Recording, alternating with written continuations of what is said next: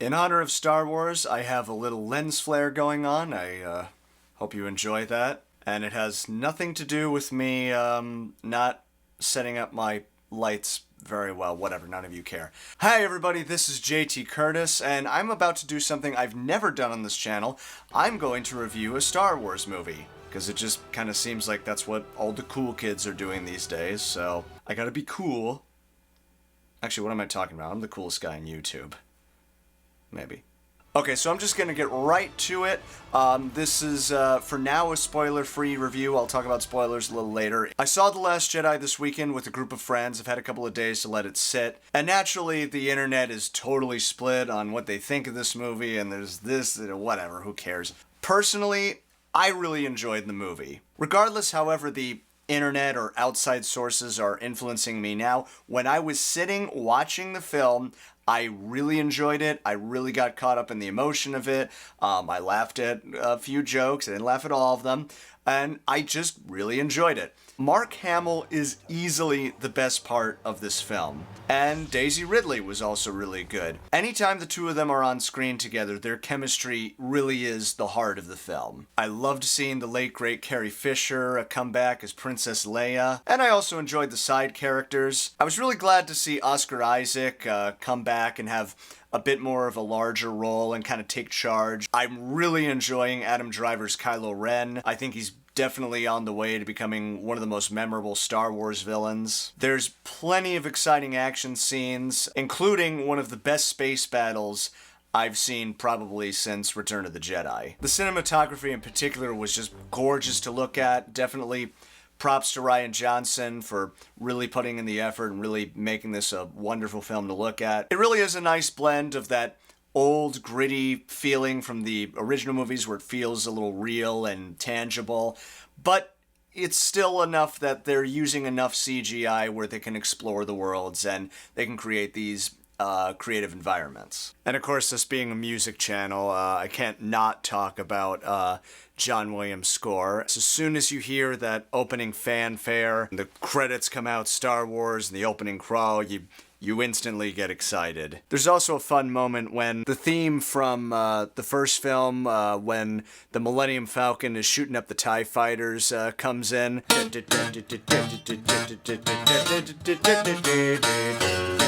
I just realized I was totally doing the Peter Griffin thing there for a minute.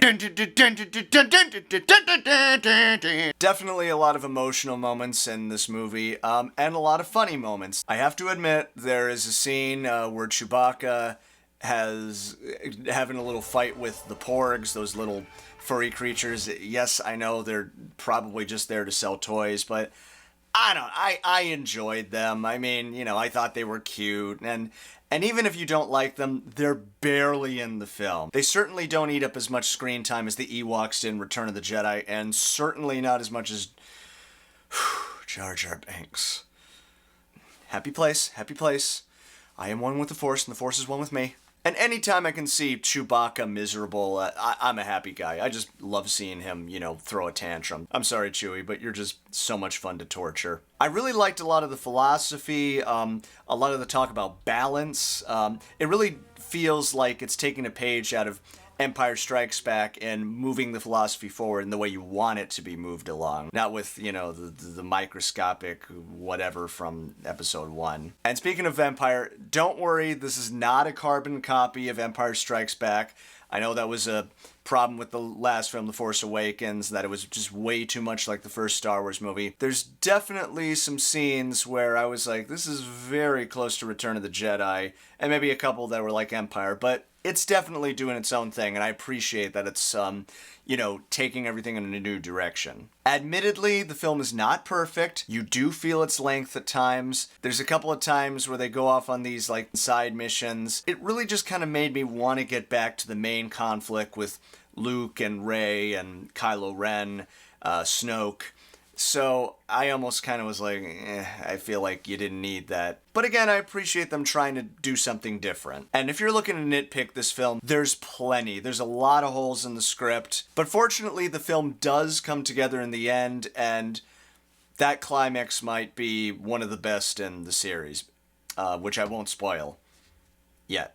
If you just go in wanting to see a fun Star Wars movie, you're going to enjoy it. If you're a Star Wars fanboy has already decided what this film is going to be, you're probably not going to like it. But, I kind of just went into this movie just trying to subvert my expectations. Say, just go in, don't expect it to be the greatest movie you've ever seen, just enjoy it.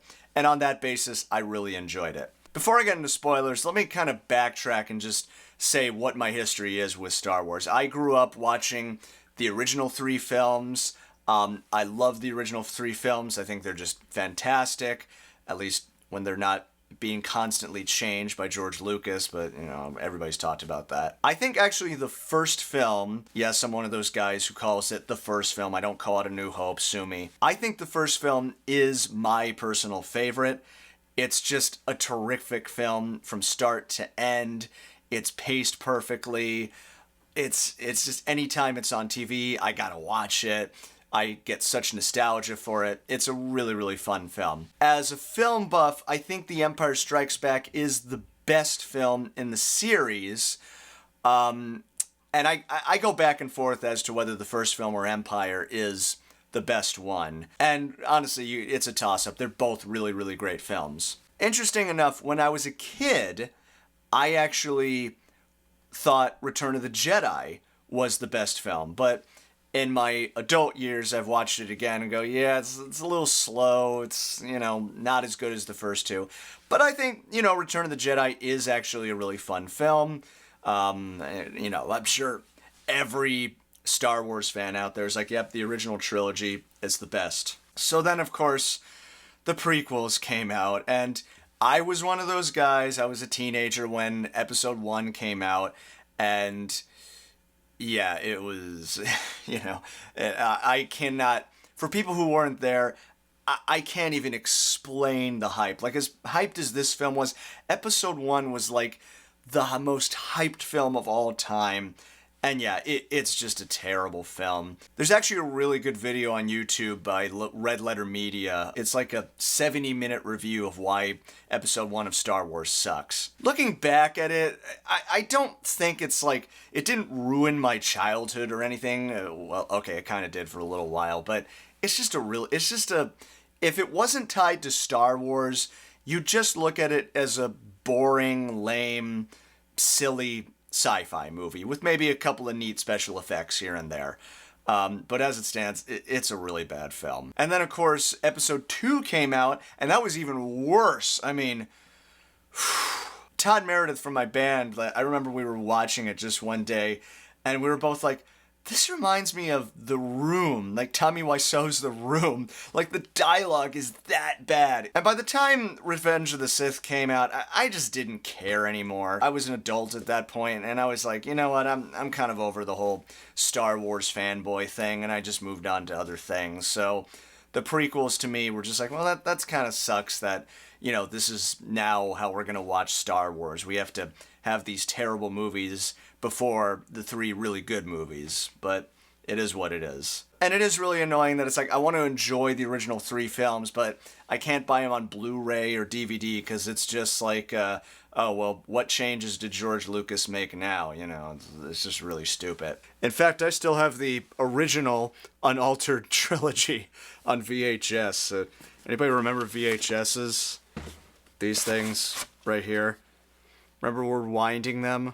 Remember what a pain in the ass that was? But that's the only way I'm going to watch them. I can't watch the new altered version where they superimpose Jar Jar Binks on the Emperor's head, and the Darth Vader clones all the dinosaurs in Jurassic Park, and they all have to escape the Matrix. Actually, that sounds like it'd be an awesome film. Lucas, make that. So then The Force Awakens came out, and I was excited because, a new Star Wars movie, and I saw the trailer. I'm like, oh, there's the Millennium Falcon. It looks like it's going to be a lot of fun. And it was a lot of fun. I went to see it in the theater. I saw it a couple of times, and I really enjoyed it. It was fun.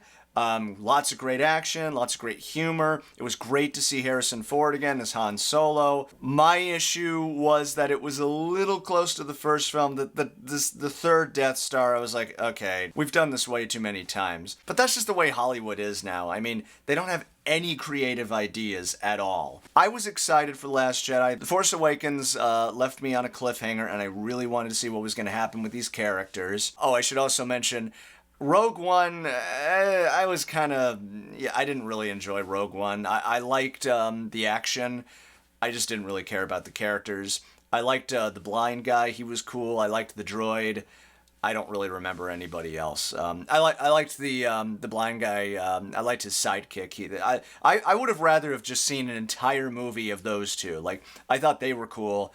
The rest of the characters, I don't even remember them. Now, I had really kind of avoided anything on the internet about The Last Jedi because I just wanted to go in and enjoy the film. I didn't want to know anything about it. And like I said, I really enjoyed it. But it's interesting that the internet really is kind of split on this movie, and I can see why. There are things in this movie that, you know, people who are really into Star Wars are not going to like. The main point I'm trying to make is that if you just go in and just enjoy the film for how it is, I think you're going to enjoy it. If you liked The Force Awakens, you'll like this film. If you're looking for your fan version of whatever's going to happen, you're probably not going to get it. But there are a lot of twists and turns in this movie. You know, this is a complicated movie, Maud. You know, a lot of ins, a lot of outs, a lot of, you know, what have yous. And actually, The Big Lebowski needs to do like a Star Wars, but College Humor, make it happen. The Big Lebowski is Star Wars parody. So right now I'm going to get into spoilers, so if you haven't seen the movie, just stop the video right here. But with that being said, spoiler alert, and here are a couple of things I'll talk about. Well, let's first of all just address Luke. Like I said, Mark Hamill is spectacular in this film. Now, I've heard that there's a lot of Star Wars fans, actually Mark Hamill himself said, I disagree with what you're doing with Luke Skywalker. I had actually read that before I saw the film. I'm like, ooh, I'm curious. And I can see how some people might be put off by that. Luke Skywalker is really a pretty grumpy, unhappy, very dark character in this film. So I'm sure a lot of people are expecting, you know, the heroic Luke Skywalker is going to come and save the day. Well, he does at the end, but it took some baiting to do that. Personally, I really liked that they took Luke Skywalker's character and they brought him here. And I know it's like, well, why does he have to be so much of a curmudgeon? Why does he have to be so dark? Given right now all the bullshit that's going on in my life and kind of slipping into the darkness as I'm doing right now, I honestly can really feel for Luke Skywalker in this film. That's why the emotion was actually hitting me pretty hard. And I really do like the way he's very reluctant to train Rey, Daisy Ridley's character. And there's actually some pretty funny moments. I like the moment where he says, "Can you feel it, Rey?" And she like reaches out your hand. I don't know. And he's like using the little, what is it, a leaf or whatever. And I'm like, I thought that was funny. And Mark Hamill has a couple one-liners that I think he delivers very, very well. And Yoda's in this film. And I'm just going to say, I loved seeing Yoda in this film. And I loved seeing the real Yoda. And I know I'm sounding like a Star Wars fanboy right now, but I loved the fact that he was a puppet, or he looked like a puppet. They probably used CGI to make him look like a ghost or whatever, and I loved that he was Yoda from the original films. He was kooky, he was weird, and the philosophy in his words of, like, read these books I did. Page turners, they were not. I really enjoyed that. I liked that he was using kind of his eccentricity to make a point. I actually watched Red Letter Media's review on this, and there was an interesting one. The only thing I really kind of disagree about, they had a big issue with Yoda being like the kooky, kind of that kind of thing, rather than being the stoic Yoda that is what he's supposed to be. I disagree with that for a couple reasons. And I know what they were talking about, which is that he was acting like that to test Luke, but in the rest of Empire, he was very serious.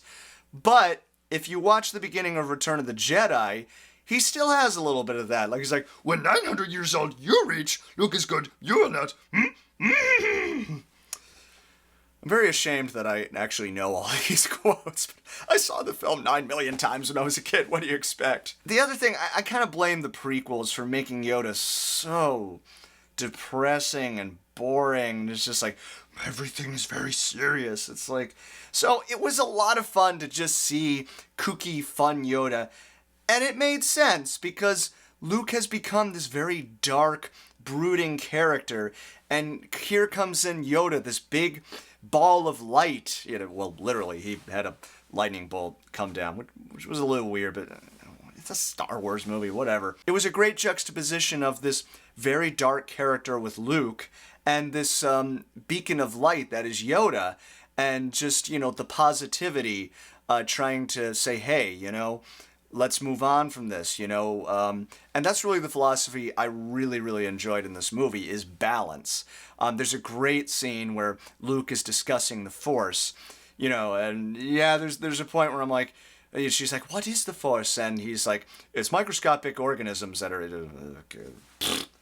but he was really like, feel it. You feel it in the sky, you feel it in the water, you feel it in the, death and life, and, and it really kind of tapped into Taoism and Confucianism and all these great philosophies that they borrow to create the Force. And it felt right. And there's also this other great theme of, well, what is good and what is bad? And also, like, can you have darkness without light? And can you have light without darkness? Yin and yang. That's the name of my next album, by the way. I'm going to call it Yin and Yang. Spoiler alert. The stuff with Finn and Rose, that was probably my least favorite part, where they go to the casino planet. I liked where they were going with it. I just didn't feel like, it just felt like we've entered another movie. It didn't really seem like it was connecting. I get, they're trying to get a code breaker, and they eventually find Benicio del Toro, who was kind of weird in this film. Now, although I'm assuming maybe in the next film he's going to do some more. I did like watching John Boyega and Captain Phasma. I liked, their conflict. It kind of just seemed to go by like that. I would have liked, more of a conflict. The relationship between Rey and Kylo Ren, or Ben, or whatever they want to call him, is interesting, because, there's kind of these two people who really don't know what the fuck they're doing. They're trying to figure it out with each other. And that now kind of leads me to Snoke, which is a weird thing, and I know a lot of people have talked about this, and I can see where they're going. In The Force Awakens, they kind of built up Snoke, like, ooh, who's this big hologram? Like, who is this guy? This guy looks like he's gonna be bad. And he was. I liked his character. I liked that he was, he had the kind of Emperor quality to him, but he seemed a little different. And then they just kill him. Which, I like why they killed him. I like that Kylo Ren is basically like, well, I'm Supreme Leader now, bitch. Whatever. But then, was Snoke really just meant to be a MacGuffin? Is he really he was just an obstacle for Kylo Ren to overcome? I think that was actually where they were going with the original trilogy before they did Return of the Jedi, because I remember them saying something about how there's a line, when Vader says, you can destroy the Emperor, we can destroy the Emperor, or whatever, and I think that's actually where they were going, but they went a different direction for Return of the Jedi. So I can see that was an interesting and bold move. I also love the fight with all the soldiers after in red. I thought that was really cool. I also like that they had different weapons. That's something I always kind of would have liked to have seen in like prequels. I would have liked if like everybody had like Teenage Mutant Ninja Turtle versions of lightsabers or something. And that's what they had. It was kind of a lot of fun to see that. It was a real good, solid action scene. I think I mentioned before that first space battle is really awesome. And I guess that really will bring me to the final confrontation, and I really loved that scene. I was starting to feel like, I don't know where they're going with this. Everything was forgiven in that final climax. Again, gorgeously shot. I'm sure there's a lot of CGI going on, but it's really, really well done. You really feel the weight of Leia's character. And then for Mark Hamill's Luke Skywalker to come in, or, what is his hologram, is just fantastic. And, oh my God, that scene where Kylo Ren says, fire everything we got on him, and they do, and then, I knew that he was going to be okay, and then the dust settles off, and he's just like, I'm like, that's badass. That's pretty freaking badass. And then it turns out he's just a projection. I was a little confused by the ending. I guess by doing that he killed himself, which was kind of left a little unexplained, but I'm sure they'll talk about it in the next movie. And I know a lot of people say, well, why couldn't he have just gone there himself? And I guess he could have, but then you wouldn't have gotten that awesome scene where they shoot everything at him and he's still there, or maybe, I don't know, maybe he could have been there, and that would have been weird to explain. There's a lot. I know there's a lot of things people are talking about. There's a scene where Leia does like the Superman thing where she's frozen and kind of goes back. But I don't know. It didn't really bother me. It really didn't. I'm really curious what they're going to do with Leia's character now that Carrie Fisher, may she rest in peace, has passed. I think one thing I have heard, which from one minor criticism, is that there doesn't seem to be much to look forward to in the next upcoming film. And I get that, because this did feel like it was resolved somehow. It felt like a lot of things were resolved. So I get that, but I am curious where they're going to go with this. I do want to, see the next film. I'm trying to think of what else I really didn't get into. I didn't really like Laura Dern's character that much. She said her character seemed inconsistent. I'm not really a big fan of Laura Dern to begin with. For those of you who don't know her, she was in Jurassic Park, and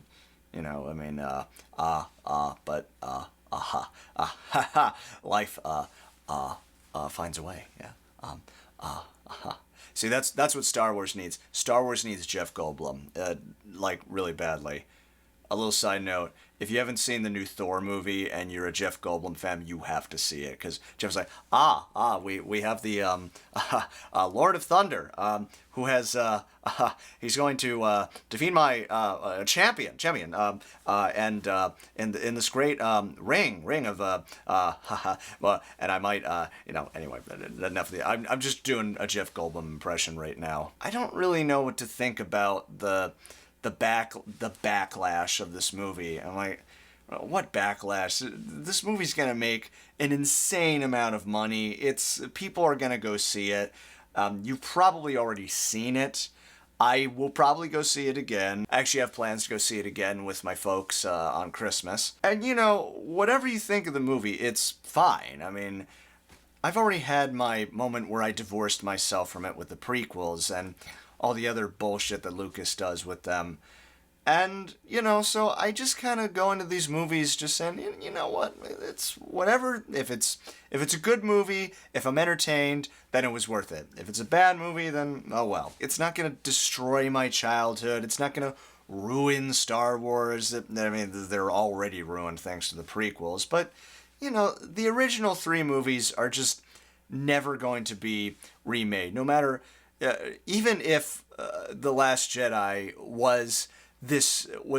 had fixed every flaw that it had wrong with it, I still don't see that you're ever going to be able to top what at least the original 2 films did, and even Return of the Jedi, I would say as well. If you're a Star Wars fan, you have to see the movie. I mean, you could boycott it if you want, and I know plenty of friends of mine are saying, this is the worst film I've ever seen, they ruined Star Wars, whatever. I'm like, alright, you know what, I enjoyed it, all my friends enjoyed it, it's been a few days, I've seen every negative review of the film, I actually do agree with some of the criticism, but I still enjoyed it. Maybe when I go see it again, there will be, maybe a couple of things where I go, you know what, that wasn't as cool as I thought it was. But as of right now, I definitely give the film thumbs up. I don't know where I place it on the spectrum. Real quick, my spectrum is this. First Star Wars movie, that's number 1, followed very closely by Empire Strikes Back. Probably still Return of the Jedi is holding the solid number 3 spot. Um, I think I liked The Last Jedi better than The Force Awakens, but I need a little bit of more time. So, Last Jedi, Force Awakens, um, then it would be Rogue One, and who cares what the prequels are? Well, Episode 2 is the worst, and Episode 1 is bad as well, and Episode 3, I really don't care. I know a lot of people like Episode 3. I don't like it. I think it's a terrible film. It's so boring. I mean, let me know what you all thought. Comment. Let me know if you wanted me to do, more of these videos. I mean, because God knows how long it takes me to do the History of Rock and Roll series, which, like I said, we actually shot a lot of that, so it is coming. All right, so I've ranted about Star Wars quite enough. I will see you all next time, and may the Force be your umbrella.